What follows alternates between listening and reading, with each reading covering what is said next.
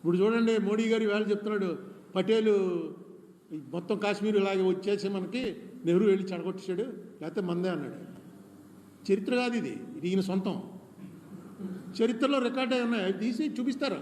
బాబు చరిత్రలో ఏవో రికార్డ్ అయిందో చూడు. ఇదిగో గాంధీ గారు మనవడు రాసినటువంటి పటేల్ మీద బయోగ్రఫీ ఏం రాశాడో ఒకసారి చూడు. అందులో క్లియర్గా పటేల్ గారు ఏం చెప్పాడంటే, జూనాగఢ్ ముస్లిం రూలరు, జనమంతా హిందువులు. హైదరాబాద్ ముస్లిం రూలరు, జనమంతా హిందువులు.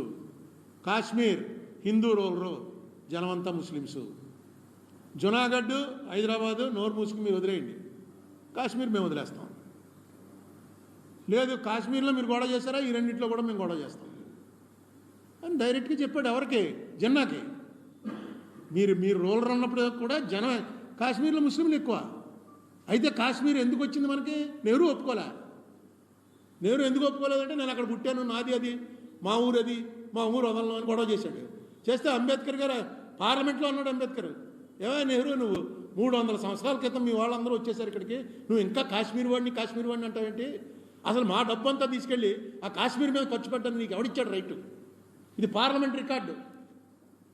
పార్లమెంట్లో అంబేద్కర్ అడిగింది ఎవరెవరు దారిపోయేవాడు కాదు. వీళ్ళు మోడీ గారు అంటాడు అసలు కాశ్మీర్ మందే, పటేల్ చెప్పినట్టు చేస్తుంటే కాశ్మీర్ వెళ్ళిపోను పాకిస్తాన్లోకి. అయిపోయింది, పటేల్ ఒప్పేసుకున్నాడు.